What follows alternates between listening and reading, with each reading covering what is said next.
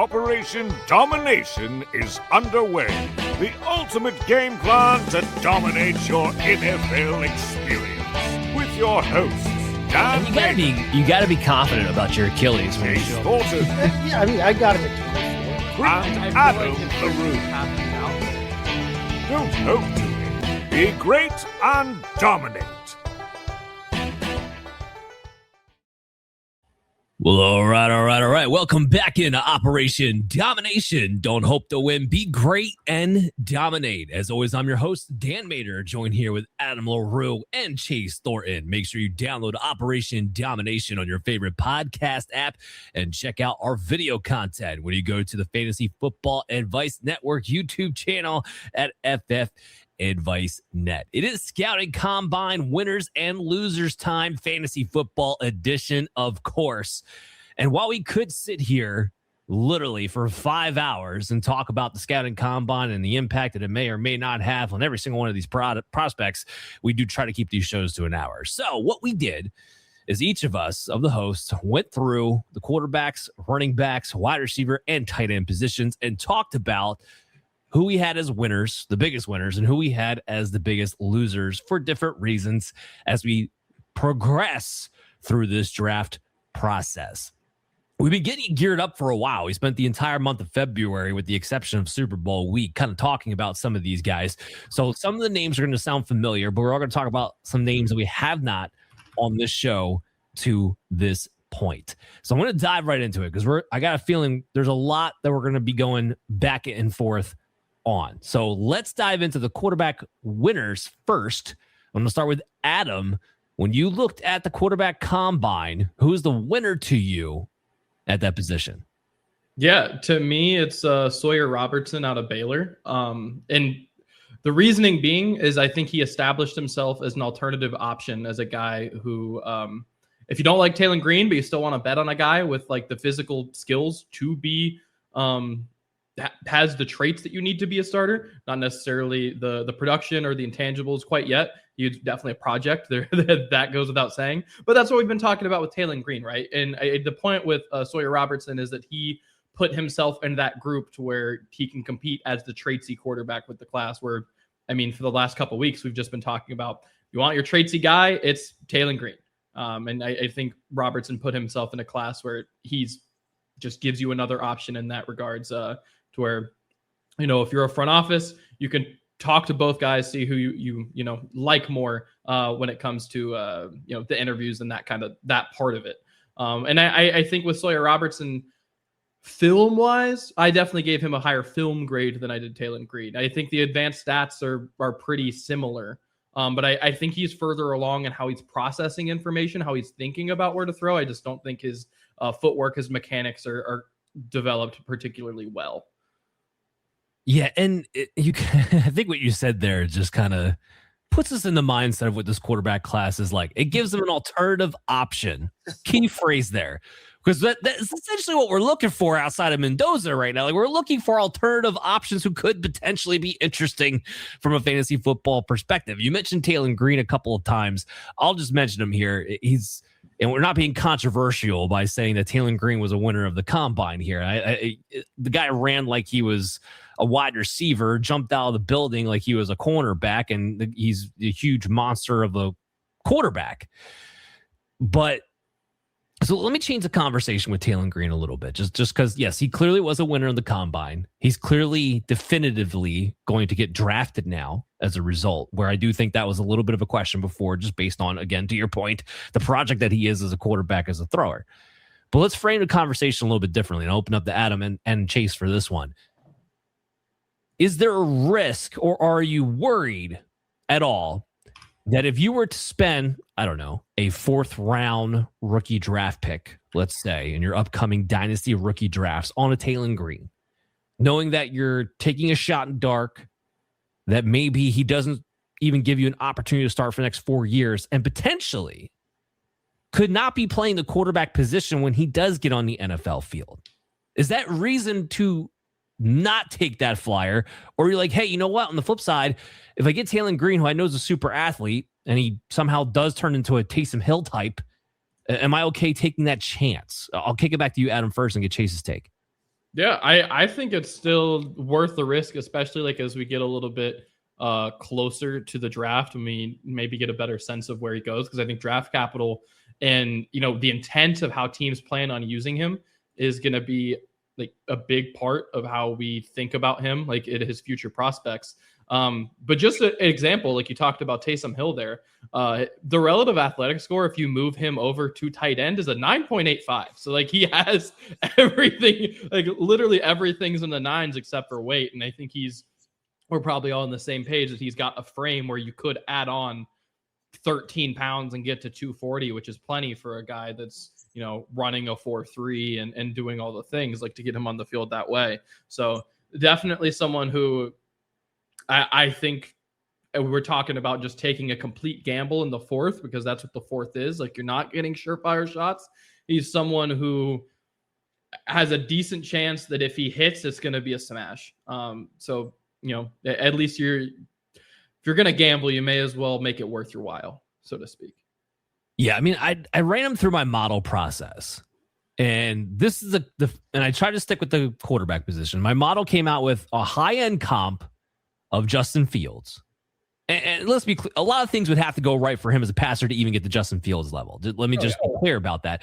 However, you can see the case, a guy who's going to look for his first read, has the arm strength to get to his first read. Otherwise, he's going to run. So you can kind of see the case being made there.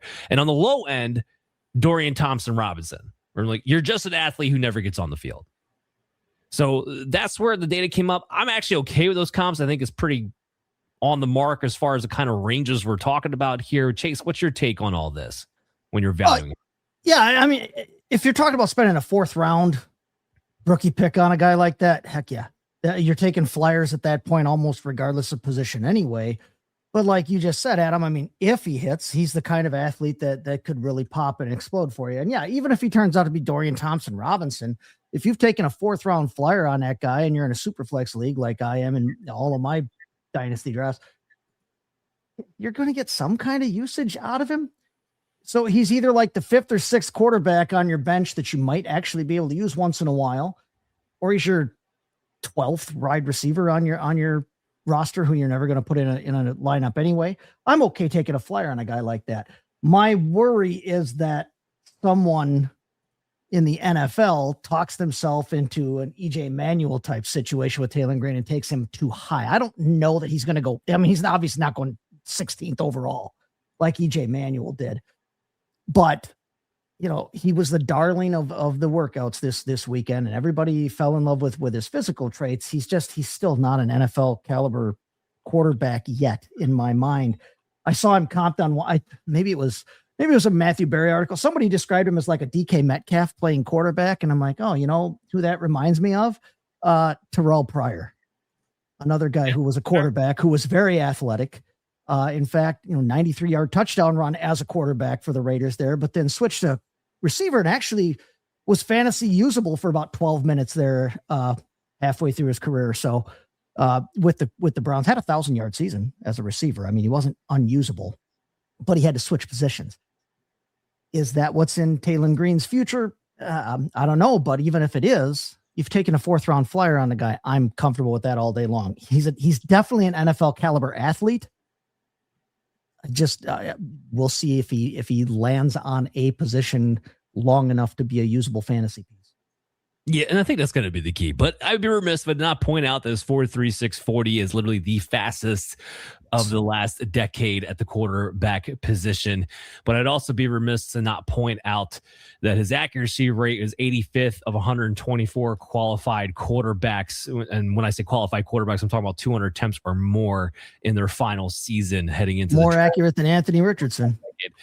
Well, yeah, and a lot of people did say that maybe he has a comparison, to Anthony Richardson, which I find hilarious because I'm like, this is also the guy you guys drafted in the first round and try to tell me that it was all traits all day. And yeah, the throwing aspect of Anthony Richardson, Taylen Green, not all that far off, to be honest with you. And we see what's happened with Anthony Richardson, who's getting run out of town, demanding a trade like he has a market somehow. So let's talk about your winners real quick, Chase. You had Ty Simpson and Drew Allar. So let's start with Ty Simpson there. Why does he come away as a big winner for you? Again, I think it kind of goes back to something you touched on a few minutes ago in that, and we laughed about Adam in the way that he put it about Sawyer Robertson, but they positioned themselves as viable alternatives, or supposedly viable alternatives, in a very weak quarterback class and a weak quarterback year overall. If you need a quarterback, there's not a ton to be excited about out there. Everybody's hopped up about Malik Willis. And I think if you're hopped up about Malik Willis being a starter in the NFL, that shows how bleak the situation and picture is at quarterback, to be dead honest with you, as your starter. So, I mean, Ty Simpson, I mean, he's got decent mechanics. He's athletic enough. He showed that. He threw really well at the combine there. His accuracy and his decision-making are going to be, what I think can separate him at the next level. It sounds like he interviewed well there and everybody liked him that way. So I think he, again, just kind of positioned himself as that next level underneath Fernando Mendoza. I still like, Drew better. I'd like him better because he's 6'5". He's not 6'1". He looks like a quarterback. I think that he showed that he has recovered from that ankle injury. I don't think he's going to have any lingering effects on that season-ending injury that he had there. He showed the kind of arm that we all expected that he would have. He didn't do any of the testing, but that's not that important for quarterbacks. It's much more about their interviews and how they throw when they're on the field. I think at the combine, you can crawl your 40-yard dash, and Tom Brady did. So not that any of these guys is going to be Tom Brady, but I think the biggest thing with Allar is going to be just, his making reads at the next level. Can he do that? And by all the accounts I've seen, again, he was another one that interviewed very well. So I have Simpson and Allar coming out of this as winners because they didn't do anything to hurt themselves. They showed that they have NFL caliber arms, and there's just not a whole lot behind them that I think is going to leap them. If anybody in this class is actually going to have a shot at being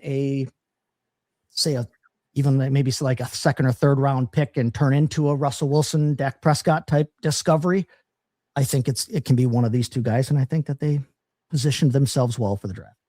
No, I think that's fair. I think that is the take to have on them, is they didn't do anything to hurt themselves and nobody did anything to blow them past into another tier. So I'm kind of with you on that as far as the winners go. Ty Simpson, legit big winner, because now there's people talking about him getting drafted in the back end of the first round. I think some of that changes. The calculus on that changes after the Chiefs traded Trent McDuffie today and wound up getting that 29th pick, because some of that was the idea that maybe the Rams would. The Rams, yep. However, we're still talking about him getting posted up probably further than I certainly have him graded, because I still have him graded as a third round guy along with Drew Allar. Drew, I think, actually will probably go in the third round. Ty Simpson looking more like he might be more of a top end second round pick. So I'm with you kind of on that one. Let's pivot to the losers real quick. Chase, you and I have the same loser. It's Diego Pavia. And typically speaking, at least for me, and you can comment on this, I wouldn't even bother putting a guy like Diego Pavia on my loser list, typically speaking. However, we kind of laid out for the alternative options and everything else. This is somebody who is getting hype going into and coming out of the Senior Bowl. We all knew he was going to be small. And then you got to see exactly how small he is at the combine. The guy's like 5'10", barely. Incredible shrinking quarterback prospect. And the one thing that I do like, and you can make the argument to your blue in the face, like, oh, you're at the combine, quarterbacks with players you never played with, your timing's never going to be on. And, there's people out there who will minimize the throwing aspect of the quarterbacks and taking too much out of it. But what I do like about it is being able to watch the quarterbacks in the same situation, how they throw the football, the velocity, the accuracy, the air angle, all those things. And when I'm watching Pavia throw, when he's lined up right there with the rest of the quarterbacks doing the same thing, it's just very obvious it's going to take a lot more effort for him to make the same type of NFL throws that the other guys can make. We're looking at the deep ball, like in particular, the guy has to put his entire body in a launch pattern in order to get it out there. So in the NFL, how often do you have a clear launch pad that you can step 3 times up into to be able to get the momentum that he clearly needs to get to make these NFL throws? So I think just in comparison to everybody else, that for me is why he wound up a loser. Not so much the small stuff. We already knew he was small. The model at first loves him too. It just drives me crazy because he was productive in college. Like, so like the data comes out that way, but then that's where you put in expected draft capital, which now I think is solidified that I don't believe he will be drafted. And you put in BMI, which is, usually you need to be a certain size to play a starter NFL quarterback. And we taper him back down. But Chase, what was your take? Why'd you make him a loser? No, I mean, I agree with you. He's definitely not snapping off 30-yard wristers, in the air. I mean, he's got to wind up like a little kid trying to throw it in from the outfield for one. But yeah, like you said, we knew he was small. We knew he was smaller, but he has the kind of production profile in college that could have persuaded somebody to take a chance on him had they seen NFL caliber traits when he was throwing the ball here at the combine and that. But for me, one of the biggest things is, dude, you're already built like an Oompa Loompa. You need to shut your mouth once in a while. He just cannot stay out of his own way in terms of his ego. And if you want to be a quarterback, you're asking to be the face of a franchise. For better or worse, that's just how it works. And if you're going to be a quarterback and you want to be an NFL level quarterback, you have to be prepared to operate as the face of a franchise. The face of a franchise should not be taking advice from Johnny Manziel, as he has put out there on tape. Look who he was getting advice from. So like, I wish I could think that means, he's learning from Johnny. Where did I go wrong? And here's what you should not be doing. I don't have that much faith in Johnny football, to be honest. What I did. You should do the same thing, because that's I don't have right. Yeah. So I mean, but just the constant. Every time he opens his mouth, he says something he should not be saying. I'm like, dude, just stop. You were already on the borderline of getting chosen and being able to participate in this league anyway. You are literally talking yourself out of it, even independent of the fact that you're only 5'9" and 7/8. Yeah. In case anybody cares, I did do at least the courtesy of making a high-end comp and a low-end comp. And the high-end comp was Gardner Minshew, and the low-end comp was Chase Daniel. So, and I think that caps. I think that's being generous, to be honest. I think that's incredibly generous. Yeah. Wow. There you go. You're a nice guy. So Adam, let's get to your loser, and then we can move on to the running backs. You came out with Luke Altmyer, dove down on your board. Why is that? Not like the most egregious loss or anything. I mean, it's hard to lose that much in our eyes, at least in my opinion, as a quarterback. Because I think as a quarterback, the most important thing that you're doing at the combine is the interviews. Like that ultimately is what is impacting your life the most at the combine, with the exception of maybe like the Taylen Green to the world. But even then, I think that probably impacted him more than his 40 did. But at any rate, with Luke Altmyer specifically, what it boiled down to for me to make him a loser, we talked just a second ago. You guys just talked about the physical traits of Diego Pavia being poor. The hand size for Luke Altmyer is not good. He did technically hit the threshold, but when I say hit the threshold, I mean he exactly hit the threshold. His hands are exactly 9 inches, which is generally considered to be the low bar that you need to hit to not be like majorly concerned. And for a guy who I think was probably already looking up at Cade Klubnik and Garrett Nussmeier as the like smart quarterbacks who are physically limited, but maybe can be at least like good backups because of their they are intelligent. I think he could have put himself in a position to catch up to those guys or compete with those guys. But I think with the fact that of the guys that tested, he was the worst quarterback. I just think all encompassing, he is firmly behind your Nussmeyers and your Klubniks. And there's really not much of an opportunity for him to catch those guys. And when he already had a bit of a bleak outlook as a mid-round quarterback that, again, probably being drafted to be a backup, it might be more like being drafted to be a third string at this point. Third string, yeah, 100% on the money with that one. I'm with you on Luke Altmyer. Wasn't big hopeful for him in the first place. You mentioned Garrett Nussmeier. I just wanted to say this because I'm not a Garrett Nussmeier fan, but when I talked about watching the quarterbacks in the same situation throwing the football, he actually looked like the best thrower of the combine. So I want to mention that because I was not the biggest fan of him. I'm still not the biggest fan of him, but I do want to give him props where props is due. So let's go into the running back situation. Adam, your big winner was Dedmon Claiborne, the little mighty mouse himself. Go ahead. He wasn't as little as I expected at the very least. Like he is small. No working around that. He is not problematically small to the point of like losing draft capital. 5'10" is perfectly workable as a running back. And at 188, sure, that's problematic.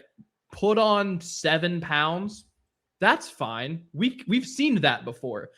He was someone who I very much so thought was going to be outlier small. Candidly, at Wake Forest, I think he probably played as outlier small, but to get up to about 190 and still run a 4.37, to me, at least gives me a little bit of hope that is a guy that's probably going to be, a mid day 3 pick, that you're at least going to be able to compete for a spot on a roster. And with his athleticism, with kind of what I've seen out of him at the collegiate level, I actually do believe he's someone who can fight for at least special team jobs to get on a roster and then, work his way up a depth chart. I think it at least earned him the chance to, one, not go undrafted, because there's a world where, either A, he's so small that we don't consider him getting drafted, or B, he puts on weight and then he's slow. And then we know for sure that, his body can't handle the extra weight and then he goes undrafted.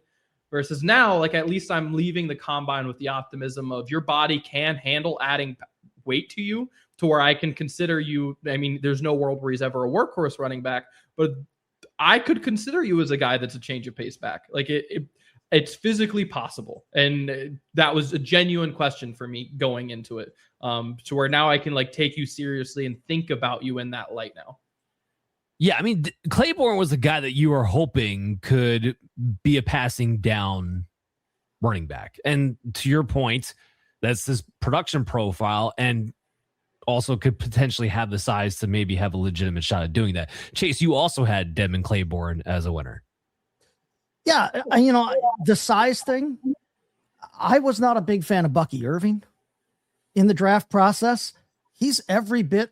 They're built very differently. I do want to point they are built differently, but size profile in terms of weight, in terms of just the physical, and I mean physical, like from a physics that you study in school standpoint, just from a physics standpoint, he still is not a heavy guy, but it's not a deal breaker. His size does not have to be a deal breaker in the next league.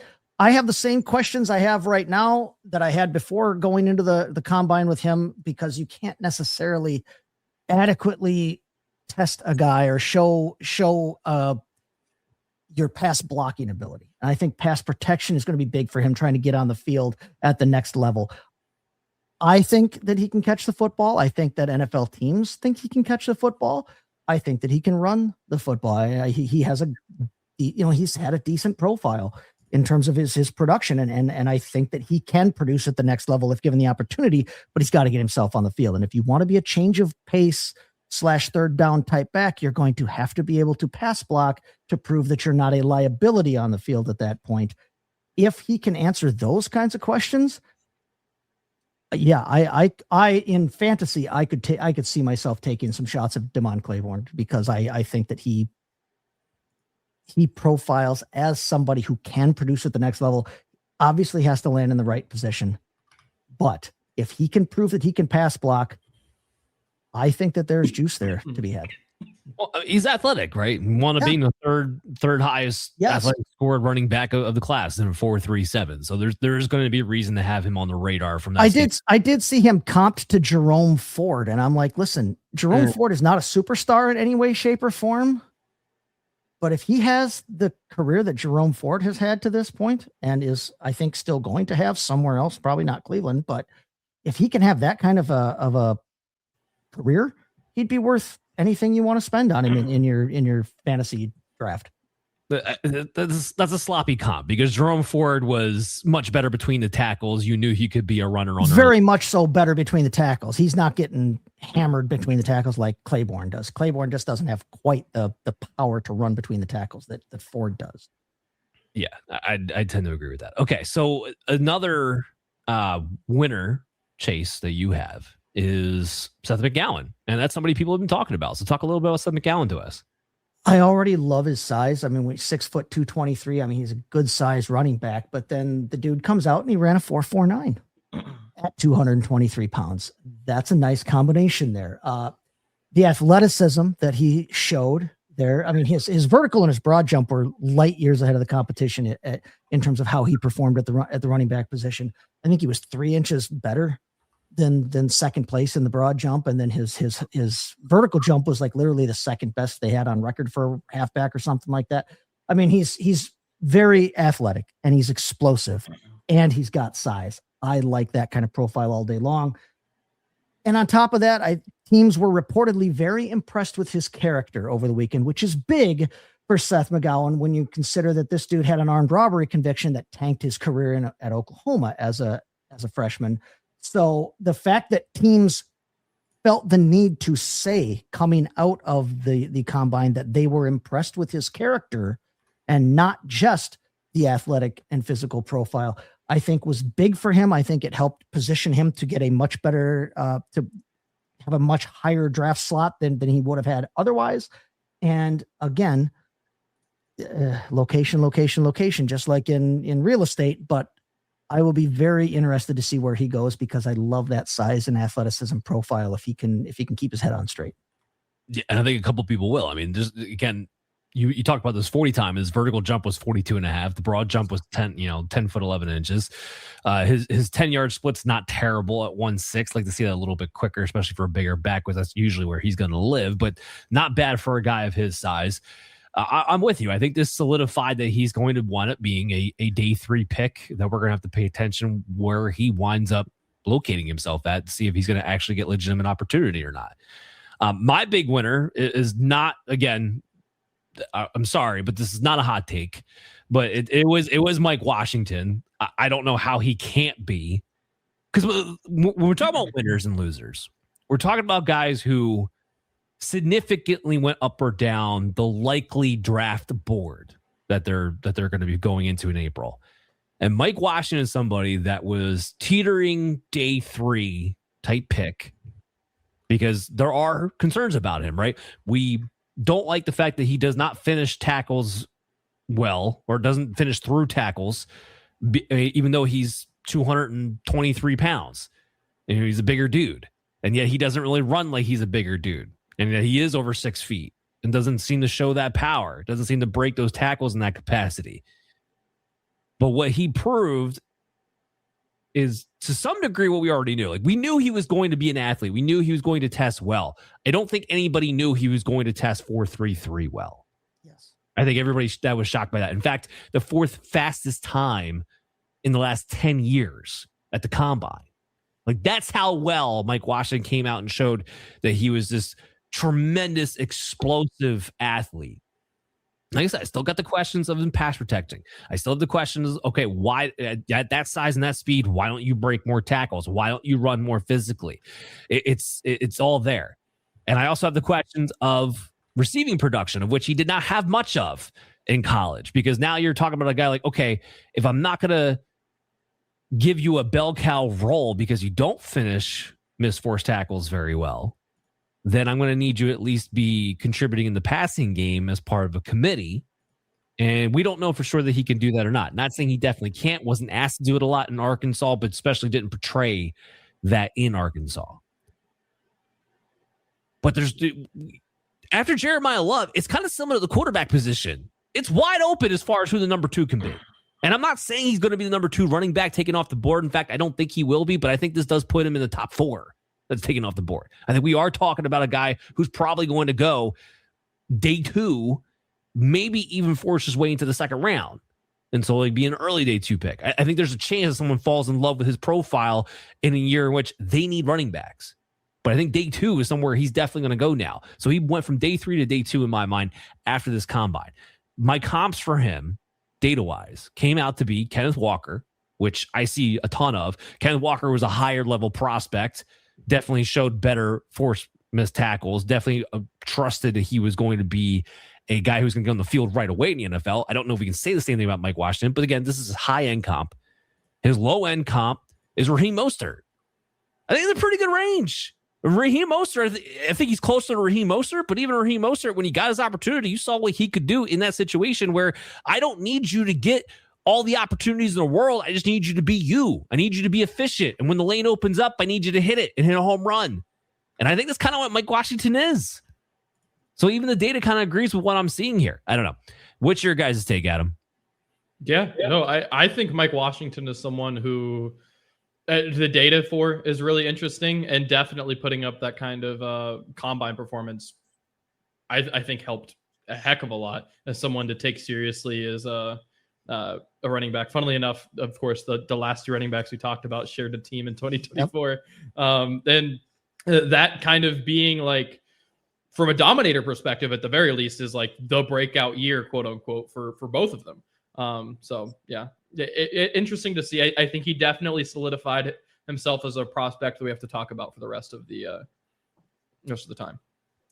I like it. Okay, so for loser, Adam has Emmett Johnson, Chase is Emmett Johnson, and I have Emmett Johnson. And I think a lot of the community is Emmett Johnson. Sorry, Emmett. So, I mean, Emmett Johnson was somebody who I thought was being pushed up boards too high to begin with.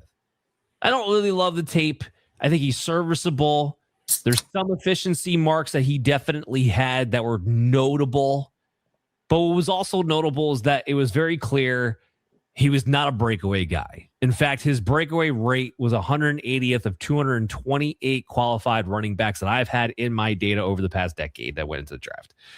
Not very good. 25.6% breakaway rate. His yards per carry, cool, 5.74, but we know in college that can get kind of trumped up a little bit, so you have to kind of ignore that to some degree. His elusive rating is not horrible. It's 99.4, which puts him 81st of the 228, so kind of more in the average-ish territory. But then when we add in the fact that when he has a profile that he does and doesn't have the receiving production, because again, guys, I'm going to go back to it, my comps for the data. He comps to a high end of Rachaad White and a low end of Devin Singletary.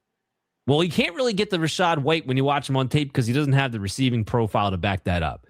Devin Singletary does make sense to me after the 4, 5, 6 comp. And I think Devin Singletary had better vision, but that does make sense to me. So that's where I kind of am on Emmett Johnson when this is all said and done.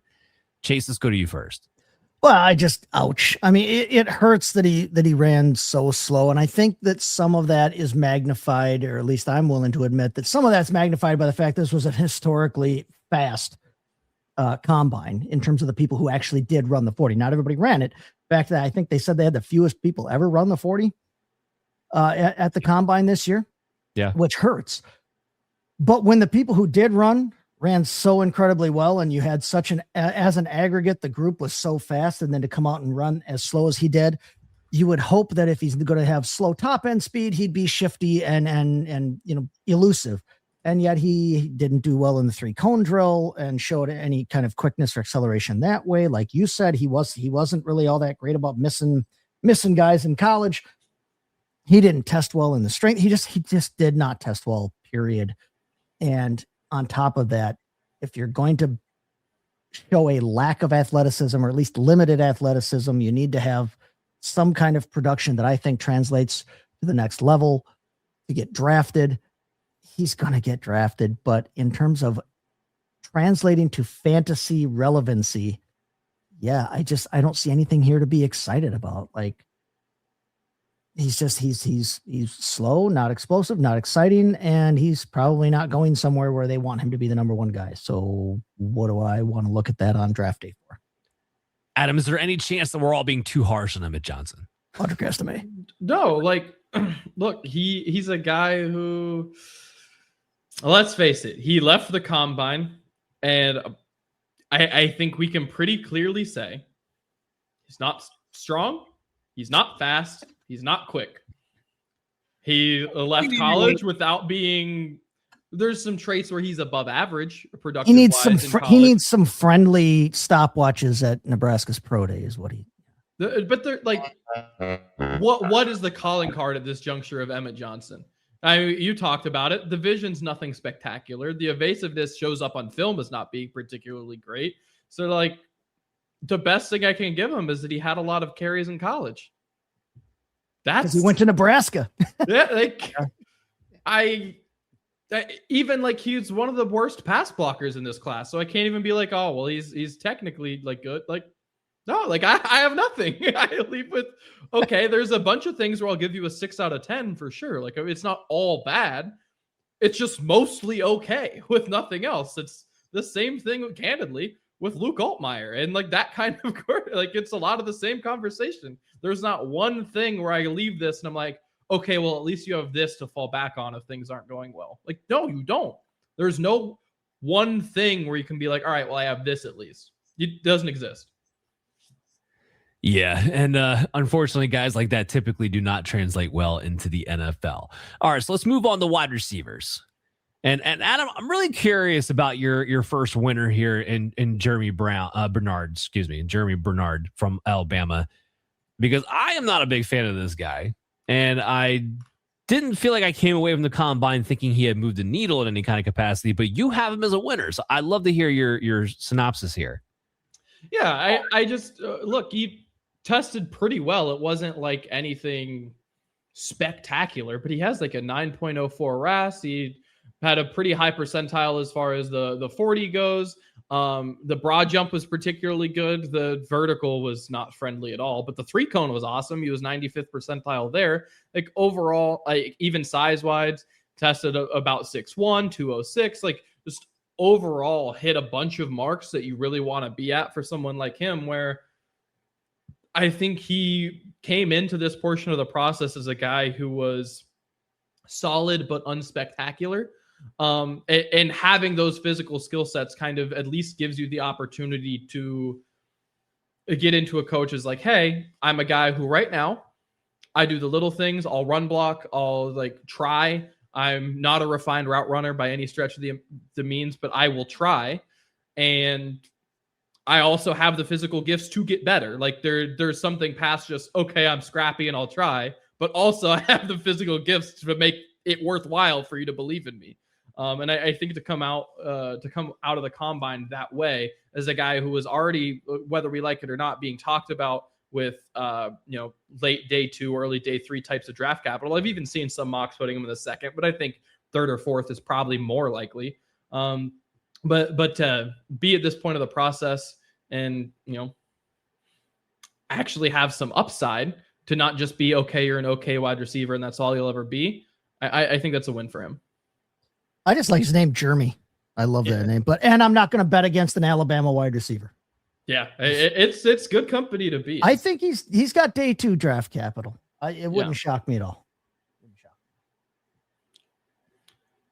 Do we still have Dan? Because he looks like one of those frozen. Yep, there he went. Because he was looking like one of those pictures. For any of you who are old enough to remember Love Connection, he looked completely like the frozen. Right before they start talking picture on Love Connection there. So your winner was Germie Bernard. I had him on my list of winners. I had Chris Brazzell from Tennessee as a winner. I think a lot of people actually did too.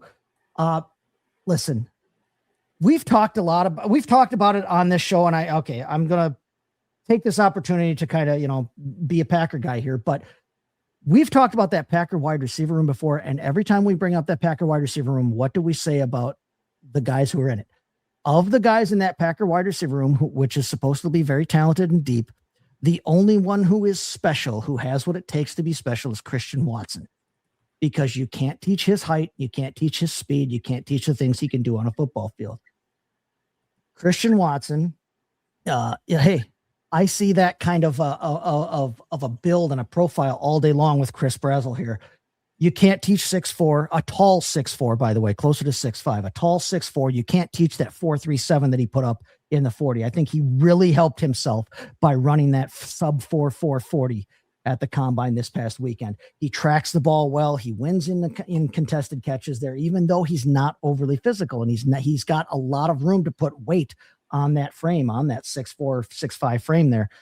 I just think that he could look real nice as an X somewhere. I think he came out of this weekend smelling like a rose, and that 40 time, again, kind of like how I harped on the idea that, if you ran a slow 40 at this combine, it hurt. But if you put up one of the top times at this 40 in comparison to everybody else that's there, that is the kind of thing that I think can stand out too. So, I mean, he was already a top 12-ish type receiver.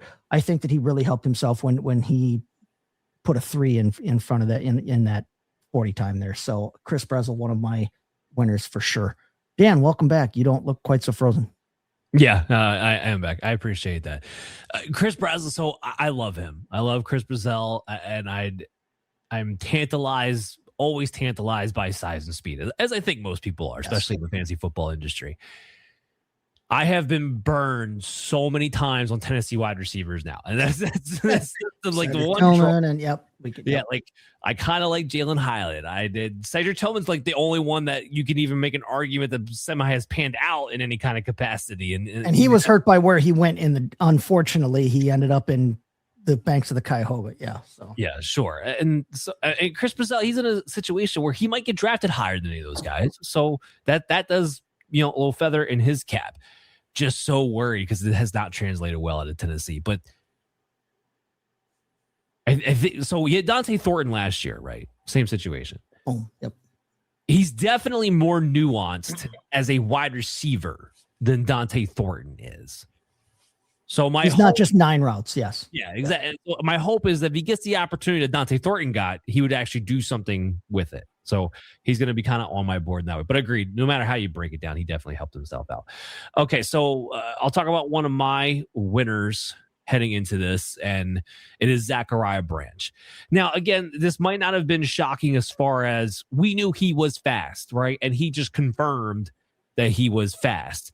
But when you're talking about a guy like Zachariah Branch, who has a very specific way in which he's going to have to win, the fact that we got confirmation that you're not just fast, but you're elite fast because you ran a 4.35, not to mention everything else about his agility drills were off the charts. And he looked very, very smooth during the gauntlet as well.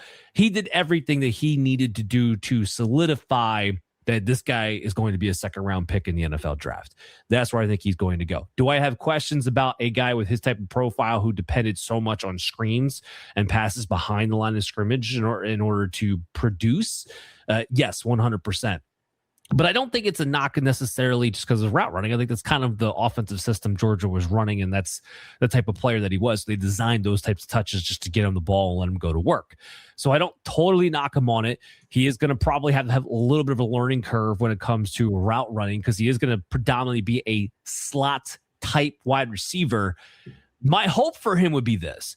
He could turn into a faster version of Zay Flowers. That would be my hope for Zachariah Branch when I watch the film.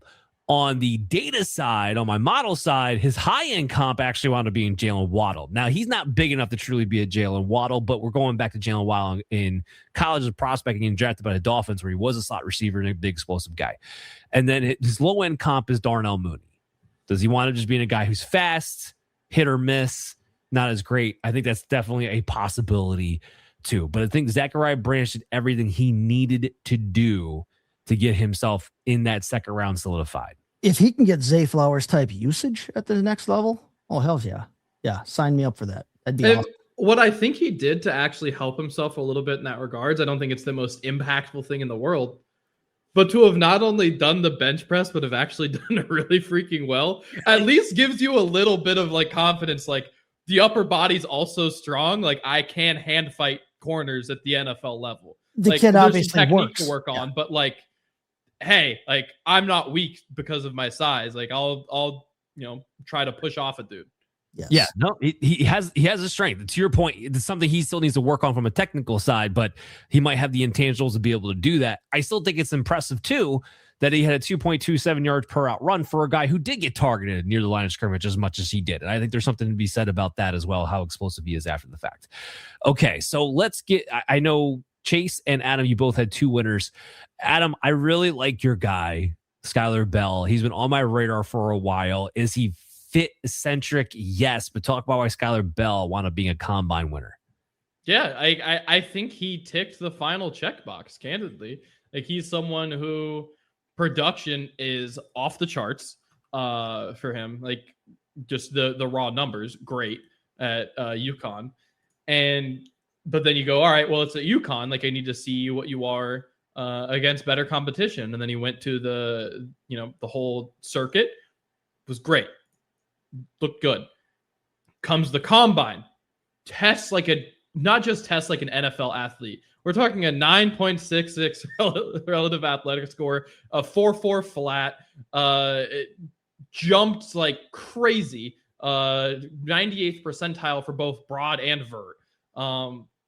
Like, awesome. And like the hidden small thing that I think is really awesome with him, he had 10-inch hands, which people underrate it. Like, we only really talk about that for quarterback and offensive linemen, but it does matter for receivers who are catching the ball with their hands. You see it with guys that have smaller and bigger hands. Like, it does correlate. We just don't talk about it very much. So for him to also have big hands, it kind of lets me, forgive his size. That is, I mean, he's not like crazy small, but he's certainly not big either. And it lets me forgive that a little bit and go like, all right, I actually believe that you will be successful catching the ball in traffic, which, by the way, you were successful doing at college. So it reinforces to me that wasn't a level of competition thing. That's something you actually can do. He's someone who, and we talked about it a few weeks ago with him, who has succeeded as a vertical threat in college. He's succeeded as a guy who was a volume underneath guy. He's done both. He's proven in the pre-draft circuit that he can hang with the big dogs, and then he comes to the combine and shows out as an athlete. He's checked all the boxes as far as I'm concerned to be someone who I'm taking seriously going into the draft. Well, and I was going to say his size in general, like, honestly, when I watched him play college ball, I didn't think he was going to get measured in at 6 feet tall. So the fact that he came in at 6 feet, 192, no, it's not the biggest in the world, but it's big enough. Fine. We've seen, plenty of perimeter wide receivers. So if you're not going to be stuck in the slot pigeonhole and be somebody who can actually be put outside, and to your point, doesn't drop the ball, in large part due to the big hands, and you have an athlete skill set, I mean, this is somebody we're talking about that right now, draft capital wise, probably going to go late day 2. I tend to think it would be late day 2 and not early day 3, but it's somewhere in that territory. And for fantasy football wise, when your rookie drafts come up, this is somebody you're going to be able to draft not in your first round of rookie drafts and have a real chance to hit in a big way. He profiles as that type of player. I'm with you on this. I love Skyler Bell.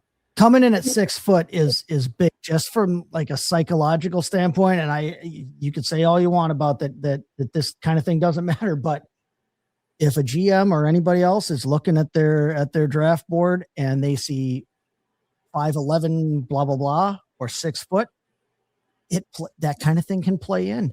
When you're coming out of a school like way in reverse, 5'9" and 7/8 is not 5'10", Diego Pavia. When you're coming out of a school like UConn, any negative is going to be amplified. So Right. to come away with no negatives other than being from UConn is a good situation. Yeah. And the big hands, like you said, I mean, listen, Jerry Rice could palm a Dodge Neon. I mean, he had gigantic hands. Obviously, he had a lot of other intangibles and tangibles too, but big hands at a receiver, that cannot be a bad thing. So I like your other winner here too, Chase. You had KC Concepcion. Now, in his case, he was already somebody who was being talked about going in the back end of first rounds. So what did he do in your mind that made him a winner even more than that? Yeah, he was already a top 8 type wide receiver at worst. Anyway, based on what he can do with the ball in his hands, he's a very good receiver. He's a very good, pass catcher. He's a good route runner. He's a good wide receiver, and he's good. And that's going to translate to the next level. I would love to see him in an offense that relies on those kinds of on yak yards rather than just like bombs kind of thing. I would love to see him on the off. I mean, San Francisco would be really fun. I think they could use him in some fun ways. But the thing that really helped him this week, if he needed any help, was the maturity that he came away with. If anybody hasn't looked it up yet, if anybody hasn't seen him yet, this man grew up with and still has a stutter and addressed it at the combine and has addressed it on social media since then. And that after some people were ragging on him about his difficulties with speech. But the way that he handled the maturity, the way that he conducted himself by all accounts in his interviews there on that day, did nothing to dissuade anybody from taking him, first off. But secondly, I think raised his profile in a lot of GM's eyes. This is the kind of person that a lot of GMs want to have on their team. Yes, they're always looking for physical talent and they want to have, the fastest and the strongest and the biggest. But this is a poster guy for character and intelligence, and that it being able to help raise your profile. He came away from this week looking very good in that regard. If anybody does remember Malik Willis's draft run up, remember he was the guy who got caught, or at least filmed, giving some clothes to a homeless dude. And there was all kinds of talks about what great character Malik Willis had. Well, you know what? Yeah, he did. And he has some physical abilities. And once he got with the right coach, he was able to unlock them and show that he actually is an NFL caliber athlete. Casey Concepcion didn't have any of those questions to start off with. He's going to be a top level wide receiver draft pick. But the way that he conducted himself, his interviews, his maturity, that should be a giant, like look at that and follow that example for other draft picks going forward. Conduct yourselves well and be intelligent in your draft interview process. Yeah, I mean, we'll have to see what he does in his pro day, right? Because he didn't get the test at the combine, but I think in a way it wound up doing him a favor because we were disappointed by Cardinal Tate's 40. Yep. Mekhi Lemon looks like he has voices in his head and apparently interviewed like he had voices. Same ghosts. Jordan Tyson had the injury thing that wasn't going to allow him to test at the combine. So my point is the guys who've been the consensus top 3 receivers all kind of walked out of the combine with more flags than they walked in with. And he didn't. Yep. Now, again, we didn't get to see him test, but we've seen the film. We know he's fast. We know he's quick. He'll get the pro day going. But he came in at 6 foot, 196. And it was funny you mentioned San Francisco, and that is the team that he's mocked to the most as of right now. And my first initial take on that is that you guys don't understand Shanahan wide receivers because Shanahan doesn't play guys who don't block and don't get down and dirty. And when I'm looking at Concepcion, I see a guy, I think you have a lot of talent. I think you're a smooth athlete and you can definitely bring yards after the catch to the table, but I don't know if I can see enough physicality there on the perimeter. Well, now that we have his size locked down, to your point, we see the interview process. Now maybe we do have a guy who can get down and dirty. Maybe he could play in a system like that. We know what he could do outside of what gets you on the field in San Francisco. I think that there is a willingness and a toughness there in terms of translating that to blocking that not everybody shows at the wide receiver position. No, I like it. I like it there. Okay, so let's talk about some losers. Adam, your loser, Kevin Coleman Jr., hard to argue. Yeah, I mean, just straight up didn't test well. As a guy who already had some questions as far as his size and was already looking at being like a mid-round player. Like, candidly, I think he tested himself in such a way that was already looking at maybe early to mid day 3. There's a world where he doesn't get drafted because 5'10", 180 pounds with granted jumped really well, but a 4.5, and the jump and the 4.5 are kind of at odds with each other because his 10-yard split was very poor, like 40th percentile, like well below average. So on the 40, did not burst off the line well at all. Despite, like I said, jumping fairly well. He's someone who, candidly, the analytical profile was pretty solid, but not spectacular. Like, he's just someone who, if he came out above average at the combine, then at least there's something. At least I can keep you day 3 relevant. I genuinely don't know if you get drafted. And if you do, I think we're talking 6th, 7th round. And that's a bummer because, again, I think going into the weekend, he was easily someone in the late 4th, early 5th conversation. Yeah, I'm with you. I was never enthralled. No, profile to begin with. But dropping 2 rounds potentially out of the draft completely is still a loss. 100. Well, and that's what I was just going to back you up with. Like, the fact that you came out and tested that poorly, I'm with you. I don't know if he gets drafted. If it's in the 7th round, which means you might as well not even be on your radar as a wide receiver, frankly, because you're just talking special teams at that point. My big loser, and this one hurt me, because I was talking this guy up over the last few weeks. So I was kind of excited about him. And then, boy, was that a rough combine display. So it is Malachi Fields. I like the size on the tape. It looks like a guy who can really win at the catch points, who I thought could be a deep field threat. But at some point, we have to stop making excuses. And Malachi Fields was a prospect that you were already making excuses for. And I did it myself again just a few weeks ago. I talked about I wasn't going to hold the fact that he didn't have a ton of production in Notre Dame against him because of Notre Dame's putrid quarterback and offensive situation. So I excused the poor offensive production profile away. I excused the fact that we didn't see a full route tree away because, again, what he was being asked to do was not all that intrinsic. And therefore, I wasn't going to hold that against him. And he went to the Senior Bowl, and he did well, all reportedly. When he got matched up one-on-ones, he showed that he does have some nuance. He can get some separation, at least what he was doing in one-on-one. And now, now we get to the combine, and the guy comes out and runs a 4.61.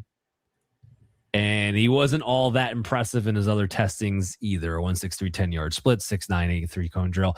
His athletic score wound up being 26 of this class. When you're a 6'4" guy and you're dependent upon being a big play perimeter threat, I mean, you don't score higher than like 20th at least in the athleticism score of your own class. We're not even talking historically now. It typically winds up being a problem. The data model that I have spit out a high-end comp of Cortland Sutton, which I think as a high-end comp, that's correct. Because now what we're talking about is a guy who's not going to blow people away on the perimeter. We're talking about a guy who needs to be touchdown dependent in order to be fantasy relevant. And the low-end comp is Allen Lazard, which I think is also correct. Will he get down and dirty? Sure.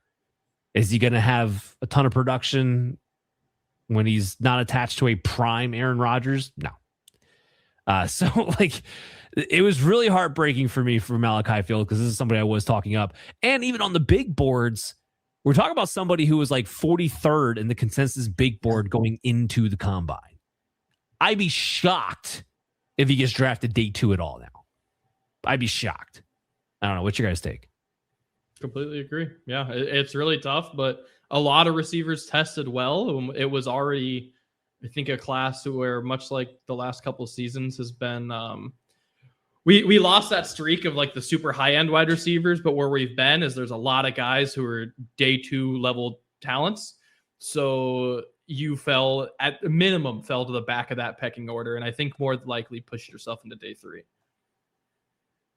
Chase, you got any take because he falls under your any receiver who didn't run well loser. Yeah, my loser was slow guys and dudes who didn't run the 40. Because, again, especially when you just juxtapose his time, the 4.61, you juxtapose that against the fact that it was an all-time fast group that actually ran. It makes the dudes who decided not to run look scared, like they couldn't compete. And it makes the dudes who did run but didn't measure up look like they don't literally measure up. So yeah, that hurts a lot. And like you said, somebody that we maybe had some hopes for, but the Allen Lazard comp in terms of a low end comp. Yeah. A guy who, if he's getting volume, can be fantasy productive, not a star, but fantasy productive.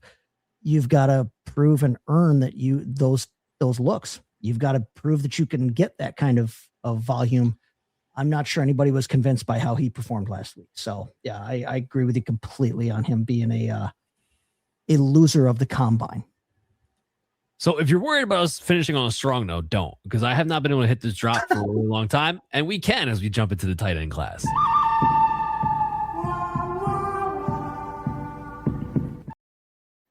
We have a showdown, ladies and gentlemen, because Adam has Tanner Koziel as his winner, and I have him as my loser.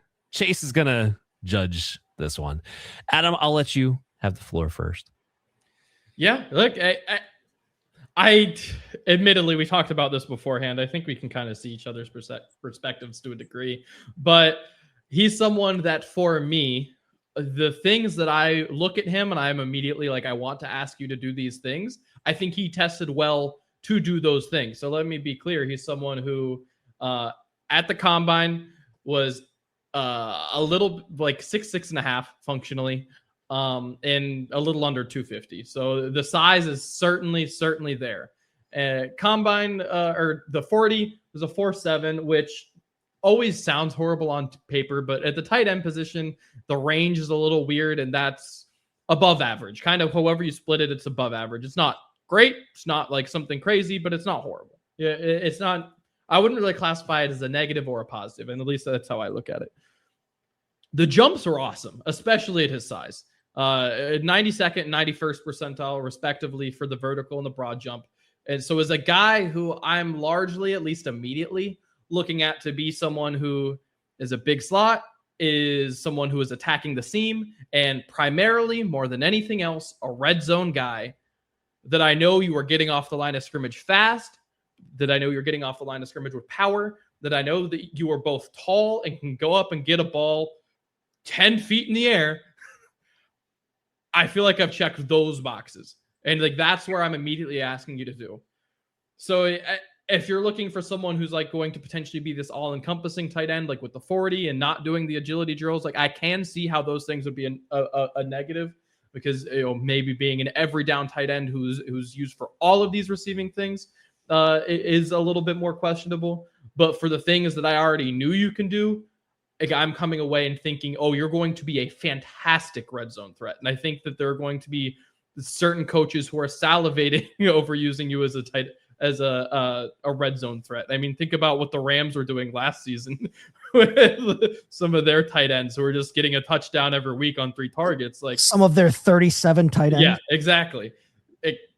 I could see him being someone that gets 3 targets a week and ends the season with 7 touchdowns. Like that's totally something Koziel could do. And I think his athletic profile suggests that's, well within the range for him. So I just came away thinking that he amplified his strengths. Maybe he didn't cover up his weaknesses, but his strengths are really freaking strong. Yeah, look, I don't disagree with what you're saying there. Like he obviously showed in the explosiveness and in the physicalness that he has the prototypical, maybe even better so, for a tight end, especially a tight end's day and age, because now all of a sudden the average prototype tight end is like 6'4", if that, because of being getting smaller and smaller and smaller. So he's like a throwback, prototype tight end size, and then with an excellent explosion rate. I don't dispute that at all. And the 4.7, like you said, it's not a make or break. He's literally average in the last decade as far as tight ends who ran the combine at 4.7. There's a couple things that happen here is why he's a loser. He was being talked about as a bona fide second round early, or at least day 2 pick, because he came out and did mediocre in the speed and didn't really compensate that for things that we didn't already know about him, which we already knew he was big. We already knew he could jump. He's somebody that now is being talked about as falling into day 3. And if he's going to fall into day 3 without an elite all-around athletic profile, now we're becoming super location dependent. So that's kind of the issue that we run into. And even with my data comps, my high-end comp for him wound up being Mike Gesicki, and my low-end comp for him wound up being Adam Troutman. 2 guys who are big, 2 guys who had athletic highlights in their profile, but we're not elite all the way around when it comes to separation, when it came to overall speed. And we kind of watched what happened. Like Mike Gesicki, we knew he was an athlete, but didn't wind up in a situation where he ever got to be consistently productive. And a lot of that was because Mike Gesicki, in his case, I just didn't think he was a great football player. Adam Troutman, I liked Adam Troutman coming out of college. What happened to him? He landed in a situation because he was not an all-around athlete tight end who didn't get to play, even though he was bigger, wasn't necessarily on the field for 3 downs because he wasn't the best of blockers until later on in his career. He developed it later. But by that time, the pigeonhole switched. He became a block-only tight end and wasn't allowed to go on routes. Winds up on a Sean Payton offense where there's 3 tight ends playing all the time, and he never got production either. So Tanner Koziel fits with these type of guys who are extremely hit or miss type of profiles, depending upon where they go and can they get on the field consistently on all 3 downs. And that is a question already for Koziel. The other aspect to me that hurt him was that he wound up in a draft class where you have freaks, like we're going to talk about in Kenyon Sadiq, and Eli Stowers proving he's a freak as well. So when you have literally record-setting, multiple, not just one, but multiple record-setting type tight ends coming into the combine, and then you're there like, I'm big, but I'm average, sliding down. I think the loss of draft capital and that tier break that we see is why he winds up being kind of a loser in my mind. Chase, go ahead, be the judge. I want to like Tanner Koziel. He's Badger adjacent, as I've said before. And Wisconsin, if they know anything other than linebacker and running back, they know tight ends. And so the fact that they wanted him for a tight end speaks volumes to me. He was good when he played in college. But I ultimately, listen, he rejected the Badgers after 15 practices, and I'm going to have to reject him here in terms of this argument. I'm going to have to follow Dan here and go with Dan in that I don't see anything special here that's going to make him a fantasy desirable tight end, especially like you said, Dan, when we want to put him up against, Kenyon and Stowers and those guys. I loves me some athletic tight ends. I love the tight end position. You can bet that in the vast majority of my rookie drafts this year, I will be drafting a tight end somewhere just because I tend to love that. I think it's an overlooked position in Dynasty. But yeah, at the end of the day, there's nothing necessarily special about Tanner Koziel that's going to translate to the next position. If he lands somewhere that wants to use him, yeah, great. If he lands somewhere that doesn't want to use him, okay, yeah, great. But even if he lands somewhere that wants to use him, I'm not necessarily sure I see anything that's going to separate him from the pack and make me feel like, yeah, I need to draft this guy as one of the top 8-10 tight ends year in, year out. I don't see it from Tanner Koziel. So I'm inclined to side with you on this one, Dan. All right, we'll take that and we'll see how it all shakes loose. I want to knock out Kenyon Sadiq. He's on the cover of our thumbnail today, and he is consensus, like just big win. You want to talk about big winners of the combine? It's Sadiq. He's somebody who was already getting mocked in the late first round after this ridiculous combine for a player who's being listed at the tight end position. I find it hard to believe he's going to drop out any further than 20th and not be a mid-first round pick at this point. So, Chase, you also have him a winner. Why don't you go ahead and talk a little about Sadiq? I just said I love me some athletic tight ends, and this dude had an athletic profile that would have been elite among the wide receivers in this class. I mean, that says something right there. I think the only question about Sadiq is how do they use him at the next level? Does somebody try to pigeonhole him into being a tight end and make him try to block, or are they going to use him as a big slot and as a move guy and not have to worry about that quite so much? I keep coming back to the idea that how awesome would he look as the heir apparent to Travis Kelce in Kansas City or someplace that knows how to use a tight end with his athletic profile. I think he would be so much fun to watch in something like that. I did see him mocked one place to the Chargers, and that made me cry a little bit for Aronde Gadsden. But yeah, Kenyon Sadiq, just an absolute athletic freak. And I am willing to bet on guys that have those kinds of freak profiles at pretty much any position other than quarterback. So sign me up for him. I should correct myself. It is pronounced Kenyon Sadiq, not Sadiq. Well, that's my bad. But I was following your little lead there. But yeah, that's my fault. That's my He's fault. a good dude. He's a good dude. However you say his name, he can still play some foosball. And I am willing to sign up for guys with freak athletic profiles like that. If he lands in a place that has a clear need for a tight end. We have seen before, very recently, we have seen how rookie tight ends can impact the game. Before about 3-4 years ago, it was always like, oh, tight ends take 2-3 years to mature and come into their own. And then we threw all that stuff out the window, and we've had Brock Bowers and Sam Laporta and Harold Fannin and some of those kinds of guys come around. I think he can have that kind of impact if he lands in the right spot. But that athletic profile is something that I would be willing to take a shot on all day long in my dynasty drafts coming up. And I don't know why anybody wouldn't, because you have a chance to separate yourself at a position much more than you will if you are drafting the number 4 wide receiver or the number 3 running back. Yeah. Now look, we don't really have to sit here and defend or exacerbate his athleticism. We knew he was going to be athletic. We didn't know he was going to be necessarily record-setting athleticism, with a 4.39, 40 and everything else, and a 43.5 vertical, and it's insane. He's a wide receiver with a legitimate tight end's body. Fantastic. There are questions about Sadiq because he wasn't overly productive in Oregon.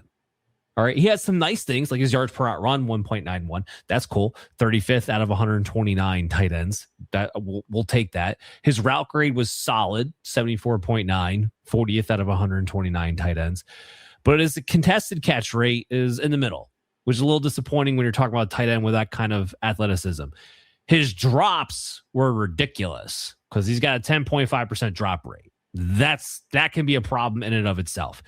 And then you have the whole, okay, well, this is not a guy who lined up in line. Not a guy you're probably going to want to have line up in line. So are we just talking about another Kyle Pitts version?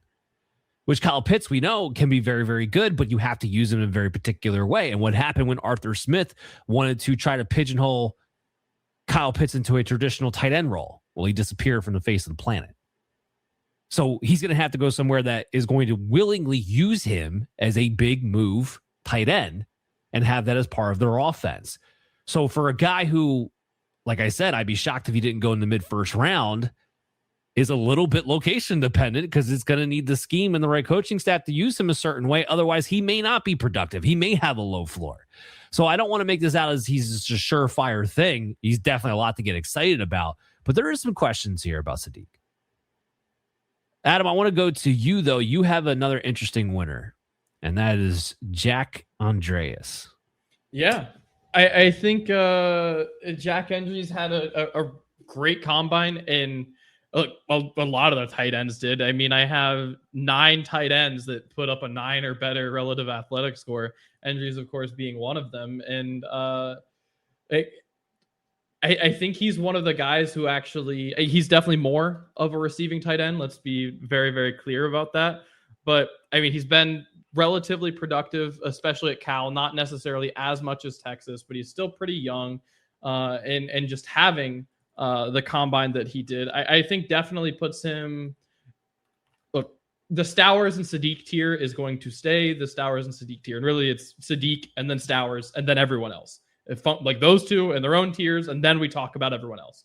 And candidly, to me, it was already that going into the combine.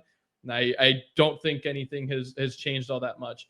But I think Andreas has positioned himself to be one of the next guys that we talk about because the athleticism is there. I think on tape, he seems like a tight end who does a lot of the small things well. And then coming in with the 4.6, jumping really well, especially in the vertical, being someone who could use some refinement as a blocker. I don't think that I'd primarily want you in line, but I don't think you're incapable of doing it. Like, I think you can play that way, especially in today's NFL, where 1, there's a lot of 12s. So you're going to get help from other tight ends in the field. And 2, where there are a lot of 6'4", 245 tight ends roaming around. Like, I think that he's certainly someone who, come the 3rd round, is in the conversation. He's a guy who doesn't have a lot of glaring weaknesses, and coming into the combine, it's like, all right, can you come away from the combine with clear strengths? And I think he did that because I know it doesn't feel that way after talking about Sadiq and his 4.39, but 4.6 is something to hang your hat on at the tight end position historically. Yeah. No, I'm with you on that. And this is going to be, I think, an interesting, sneaky little tight end class when we get into these later rounds. And you're going to find some value here in your later round rookie picks. And hopefully you have a taxi squad because it still might take a couple of years just given that position. But this is a sneaky little tight end class for me in this draft. Eli Stowers, we mentioned him. He's definitely a winner. I don't think I have to go into it. I just want to say it's ridiculous that a guy who had a 45.5-foot vertical with his broad jump and his 4.5 140 is insane. And he's somebody who did the opposite of Tanner Koziol, in my opinion. He went from a guy who was talking about, are you going to be day 3, early day 3, late day 2, to like, no, you're solidified second round. That you're getting drafted in the second round. And I think that's the big jump there. So he'll be. Can we just talk about Eli Stowers? I think the best thing that has happened to him in his life is losing a quarterback competition to Diego Pavia. Quite literally, like the highlight of his life is that happening, because now he will go far ahead of Diego Pavia in the draft, just because it forced him to switch positions and he became way, way better at tight end. Yeah, one of those funny stories that you don't always get to get into. I'm glad you brought that up. Okay, so let's talk about losers. Chase, you got Oscar Delp as a loser. Yeah, and that's not really even his fault, unfortunately. If for those who aren't familiar, Oscar Delp, tight end there from Georgia, he ended up showing up with a hairline fracture in his foot in X-rays that was not previously known, an injury that was not previously known. In fact, apparently he played with it for a good portion of this previous season here. But when those kinds of things show up at the end, it raises questions among teams in terms of your draft profile, especially when anything to do with your feet is going to be a problem, an issue for a professional athlete. But the biggest thing is that the NFL said that, well, because they discovered that, they weren't going to allow him to test it all this combine. So he wasn't able to come out and kind of prove himself. And we talked about Sadiq. We talked about Stowers. There is room behind those two guys, though, for someone to step up, for a multitude of people to actually step up and improve themselves in this draft process.